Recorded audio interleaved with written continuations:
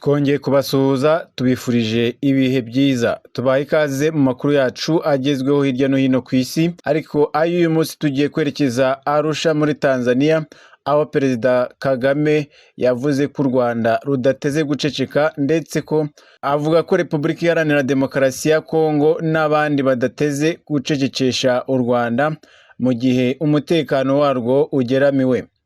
Umukuru w'igihugu witabiriye inama yiga ku kibazo cy'umutekano muke mu burasirazuba bwa Kongo yahuje abakuru b'ibihugu ba East African Community na SADC yavuze ko u Rwanda rwagaragaje inshuro zitabarika ibiruhungabanya. Perezida Kagame yagize ati Repubulika Iharanira Demokarasi ya Kongo ntishobora kuducecekesha mu gihe hari ibibazo by'umutekano bibangamiye igihugu cyacu, nta muntu n'umwe uzaducecekesha.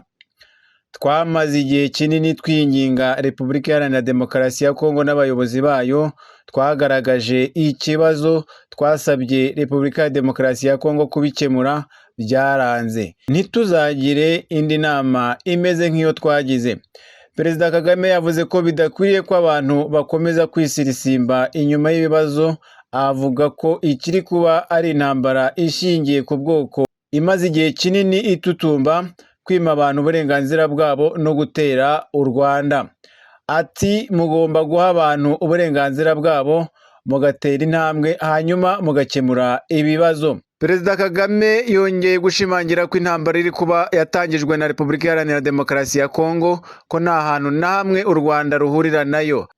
Umukuru w'igihugu yavuze kandi ko bikwiye ko ikibazo gihabwa agaciro gakwiye, agashakwa umwanzuro urambye. Minisitiri w'Ububanyi n'Amahanga w'u Rwanda Olivier Nduhungirehe yavuze ko inama yabereye i Dar es Salaam ari inama y'amateka, kuko ngo itanga ibisubizo by'ako kanya n'iby'igihe kirekire mu kugarura amahoro y'umutekano mu burasirazuba bwa Kongo no mu karere muri rusange. Iyi nama yahuje abakuru b'ibihugu yanzuye ko imirwano ihagarara bwangu, umuti w'ikibazo ugashakirwa binyuze mu nzira y'amahoro, ndetse na Repubulika Iharanira Demokarasi ya Kongo ikagirana ibiganiro n'impande zose, harimo n'umutwe wa M23. Dukomeje n'ibyavuzwe mu nama yahuje aba bakuru b'ibihugu bya East African Community na SADC. Iyi nama rusange yahuje imiryango ya East African Community na SADC ku kibazo cya Repubulika Iharanira Demokarasi ya Kongo, yasabye ko umutwe w'inyeshyamba wa M23 n'iyindi mitwe itari ya leta itumirwa mu biganiro byo gushakira umuti intambara iri mu burasirazuba bwa Kongo.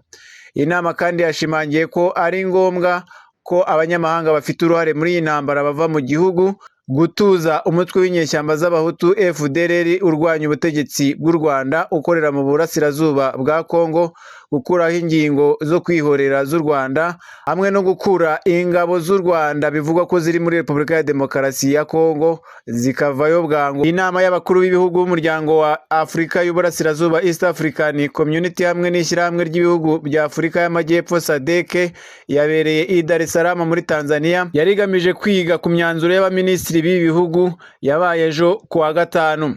Veronica Nduva, umunyamabanga mukuru wa East African Community, yagize ati iyi nama rusange itegeka ko ibiganiro bitaziguye bihuza leta n'imitwe yose itegamiye kuri leta bisubira gutangira, harimo na M23 hakurikijwe amasezerano ya Rwanda na Nairobi. Iyi nama y'abayobozi b'ibihugu yategetse ko kandi abakuru b'ibisirikare b'ibi bihugu bakorana mu minsi 5 kugira ngo bashyireho imyanzuro nuko bacunga umutekano wa Goma n'uturere tuyizungurutse. Isaba kandi no kuvugana uko ikibuga cy'indege cya Goma cyasubira gufungurwa, cyo kimwe n'inzira kugira ngo imfashanyo z'ubutabazi zishobore kugera ku bazikeneye mu burasirazuba bwa Repubulika ya Demokarasi ya Kongo. Abakuru b'ibi bihugu basabwe ko intambara zihagarara bidatinze, hakaba amasezerano yo guhagarika intambara, ibikorwa bigasubira gutangira, harimo n'ibyo gutanga imfashanyo n'ibiribwa. Abitabiriye inama bashimangiye ko inzira ya politike n'ibiganiro arizo zishobora kuba ku makimbirane arangwa mu burasirazuba bwa Repubulika Iharanira Demokarasi ya Kongo. Iyi nama yategetse ko imyanzuro ibiri y'ibiganiro isanzweho ya Rwanda na Nairobi ihurizwa hamwe ikaba umwanzuro umwe witwa umwanzuro wa Rwanda Nairobi kugira ngo yuzuzanye. Iyi nama kandi yari yitabiriwe n'abakuru b'ibihugu bya Tanzania, Uganda, u Rwanda, Kenya, Somalia na Zambia. Abandi b'ibihugu harimo n'uw'u Burundi n'uwa Repubulika ya Demokarasi ya Kongo bakaba bari bohereje intumwa zibahagarariye kuko bo ntibitabiriye inama ku mpamvu zabo zitabashije kumenyekana. Mu ijambo rye, Perezida Samia Suluhu Hassan wa Tanzania ari nacyo gihugu cyakiriye iyi nama y'akarere yasabye impande zishyamiranye kujya mu biganiro.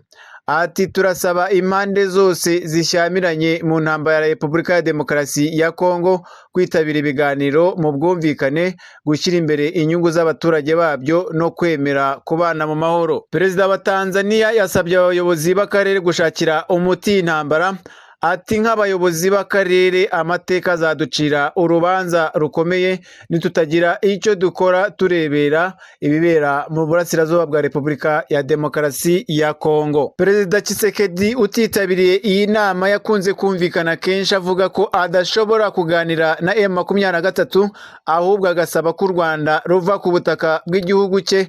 We ashinja ko rufasha umutwe wa M23. Ni mu gihe kandi umuryango wa Afurika y'Uburasirazuba usaba ko haba ibiganiro hagati ya leta na M23.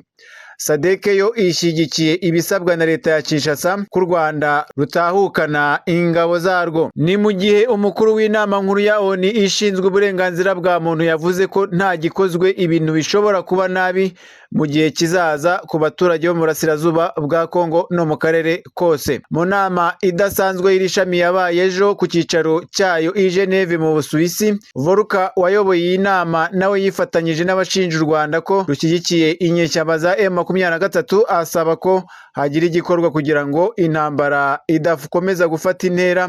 Anasaba ko abafasha imitwe yitwaje intwaro iri kuri ubu butaka babihagarika. Tugana ku musozo, turabibutsa kuduha umusanzu wo gukora like, share ndetse na subscribe kugira ngo mujye mubonera amakuru yacu ku gihe tukimara kuyatangaza. Mwakoze, mugire impagarike n'ubugingo.